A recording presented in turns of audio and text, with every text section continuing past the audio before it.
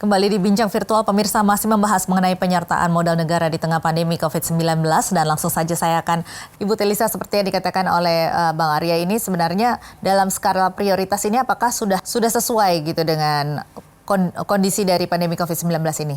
Jadi Mbak, antara teori dengan praktik memang kadang-kadang ada perbedaan ya. Jadi ketika kita melihat prioritas, tapi tentu semua masih punya argumennya ya. Artinya ketika kita mempropos bahwa ini loh yang perlu diprioritaskan. Tadi kan kalau kayak tarif listrik, kemudian subsidi BBM, itu kan memang beberapa yang menjadi prioritas. Kemudian tadi Pak Arya kan bilang bahwa pariwisata, itu semua pasti ada argumennya.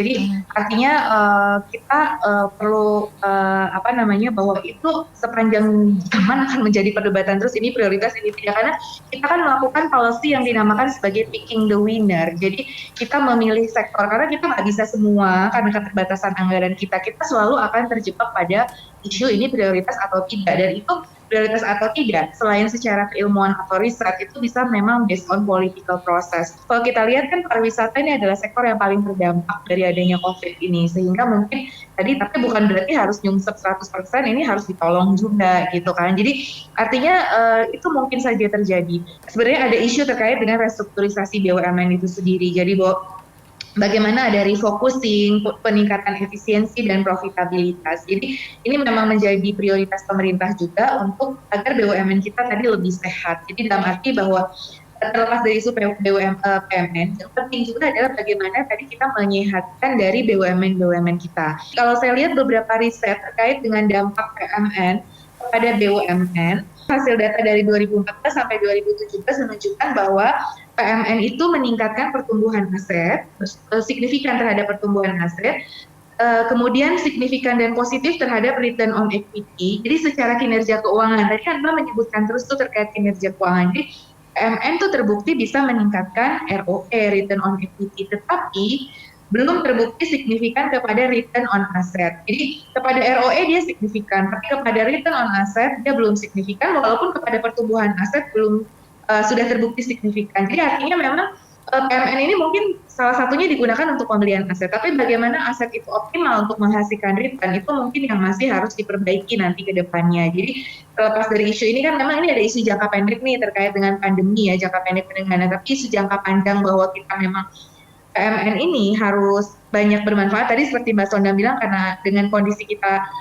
fiskal spesial yang terbatas, alokasi itu kan benar-benar kita harapkan seoptimal mungkin kepada multiplier efek perekonomian, karena ini seringkali memang saya mencoba melihat, saya sangat menghargai apa yang sudah dilakukan pemerintah menyelamatkan BUMN, kita sangat perlu karena BUMN itu penting untuk menjalankan fungsi-fungsi terutama untuk hajat hidup orang banyak dan sebagainya. Nah, tugas kita adalah memang memberikan tadi penjelasan yang clear.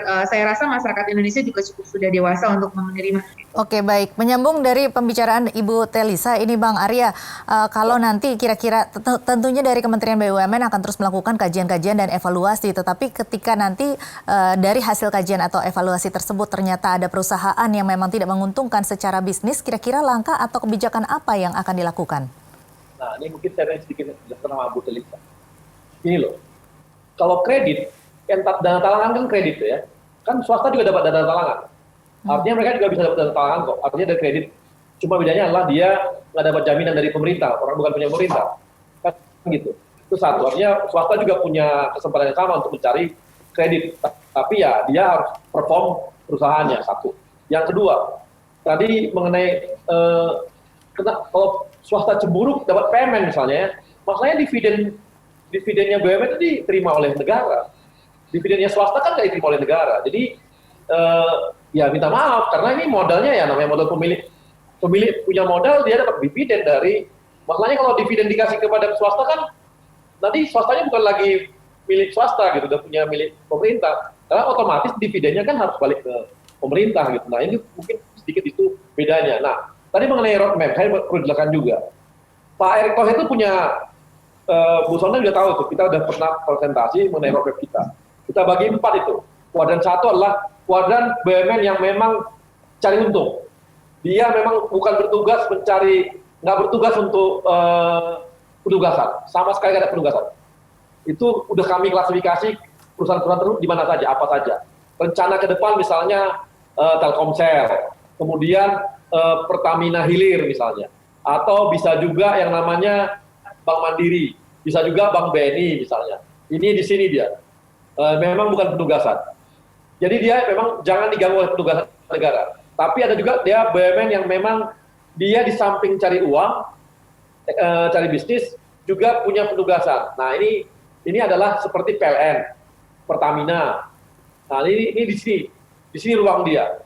Dan ada waskita dan sebagainya. Nah, baru yang kuadran ketiga ini adalah BUMN yang memang mencari, dia memang tugas dia hanya penugasan aja.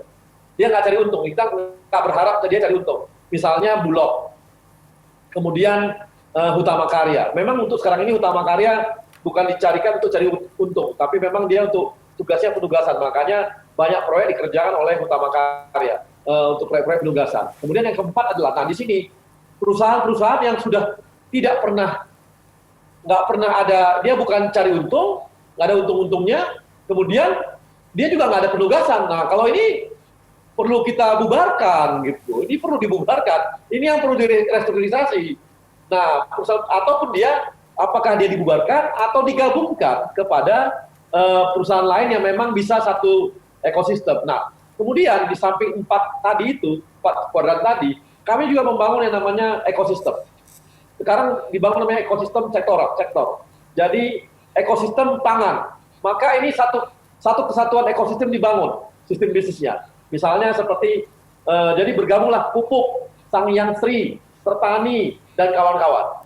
Ada juga namanya ekosistem yang punya satu sistem dia untuk transportasi, seperti itu. Atau ada lagi sektor untuk pariwisata, ada lagi sektor untuk rumah sakit dan farmasi. Jadi yang namanya Bio Farma, Indo Farma, Bio Farma untuk bikin obat, Indo Farma untuk kesehatan, distribusi obat adalah Kimia Farma. Kemudian rumah sakit jaringannya kita yang sangat besar, sampai 70 lebih tuh jaringan kita, itu akan jadi satu ekosistem dengan sistem sistem ekosistem yang dibangun. Jadi sekarang itu kita bangun seperti itu, masing-masing punya ekosistemnya. Jadi untuk PMN tadi ya, memang kami sih berharap ini pasti tidak akan ada lagi yang kayak dulu. Mbak Sondang tahu itu, kami pernah ribut dan ketawa-ketawa ngakak di Komisi 6. Ada namanya PT PAN, PANN. Yang nggak ada yang tahu itu PT PAN itu apa gitu. Dapat dapat PMN. Dia bisnisnya adalah untuk kasih kredit. Segan mati tak mau dikasih PMN ya Bang? Iya, kita aja terkejut. Ini apaan sih? Nggak tahu di barang apa gitu. Semua kita ketawa. Cuma karena Komisi 6 pun adalah hari itu banyak yang baru, kami pun menerima saja dari yang sebelumnya, ya udah kami terima aja itu PMN. Kalau kita nggak tahu itu perusahaan, bidang dia itu ngurusin kredit untuk bisnis pesawat dan sebagainya. Tapi dia punya hotel di Bandung loh. Dan lucunya, itu bisnis dia yang tersehat itu bisnis hotel itu. Jadi kita bingung, ini apa sih yang dapat PMN gitu. Tapi ya itu masa lalu lah. Kita anggap oke, sekarang kita perbaiki. Makanya yang dapat sekarang ini PMN itu clear banget itu. Baik, dan juga ada ekosistemnya begitu ya Bang ya. Jadi nanti akan kelihatan ketika nanti tidak berjalan begitu ya. Ya kalau tanya Bu Solo tahu kok, kami kalau ada perusahaan yang aneh-aneh, udah kita bubarin yuk gitu. Kita ketawa-ketawa karena kita nggak tahu juga ini. Seperti itu ada apa itu yang perusahaan Garuda itu. Semua yang kita ketawa ini apaan sih ini perusahaan? Akhirnya dibubarin ke perusahaan. Sekarang udah banyak perusahaan-perusahaan di kita yang mulai bubar. Di Pertamina mulai bubar, di Telkom mulai bubar. Kemudian ada sebagian anak perusahaannya dibubarkan dikit-dikit. Kemudian ada lagi yang di mana? Di Garuda ada. Ini saat ini semua perusahaan lagi sibuk mendata perusahaannya mana yang harus di merger, dan lebih nanti ke depan Mbak, ini kita lebih ngeri lagi nih, bakal banyak teriak. Kenapa? Karena ada perusahaan ini akan digabungkan nanti dia, wah kan bisa banyak direksi akan hilang pekerjaan, komisaris hilang pekerjaan. Ini terjadi, ini bakal terjadi gitu. Karena ini permintaan dari teman-teman di DPR, Komisi 6 dan Pak Jokowi yang minta restrukturisasi terhadap BUMN. Baik. Ini banyak yang teriak lagi. Kami kemarin bubarin aja berapa perusahaan, langsung berapa komisaris tuh dicopot.